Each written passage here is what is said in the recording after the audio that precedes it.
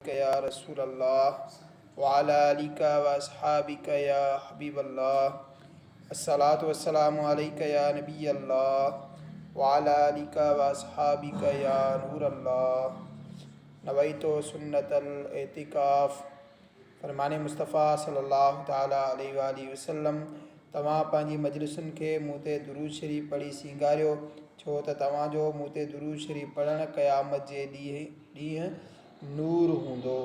सल्लू अलल हबीब सल्लल्लाहु ताला अला मुहम्मद सल्लल्लाहु ताला अलैहि वसल्लम। ए आशिकाने रसूल, नमाज़ी जो मस्जिद सां ताल्लुक़ रहंदो आहे। ईमान वारा मस्जिद खे आबाद कंदा आहिनि। मस्जिद ताज़ीम जी जॻह आहे। काबो शरीफ़ ऐं सभई मस्जिदूं जन्नत में वेंदियूं। बेशक मस्जिद जूं खोड़ सारियूं फ़ज़ीलतूं आहिनि। हज़रत सैयदना अबू सईद खुदरी रज़ी अल्लाह ताला अन्हु बयानु कनि था, सरकार मदीना सल्लल्लाहु ताला अलैहि वसल्लम इरशाद फरमायो, जॾहिं तव्हां कंहिंखे मस्जिद जी ख़बरगिरी यानी सार संभाल कंदे ॾिसो, हिकु रिवायत में आहे मस्जिद जो हिराक ॾिसो त उन जे ईमान जी गवाही ॾियो। बेशक अल्लाह पाक फरमाए थो, अल्लाह जूं मस्जिदूं त फ़क़ति उहे आबाद कंदा आहिनि जेकी अल्लाह ऐं क़यामत ते ईमान रखनि ऐं नमाज़ क़ाइमु रखंदा आहिनि ऐं ज़कात ॾींदा आहिनि।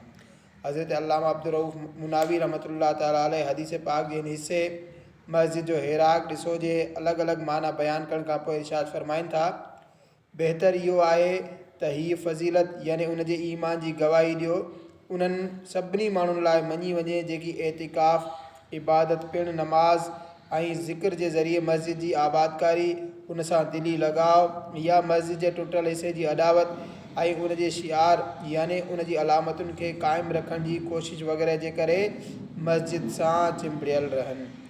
मस्जिद में बैठना भी इबादत है भाइयों, कतराना मस्जिदों से हलाकत है भाइयों। हज़रत सैयदना अबू दरदा रज़ी अल्लाह ताला अन्हु पंहिंजे फ़र्ज़नि खे नसीहत कंदे इरशाद फरमायो,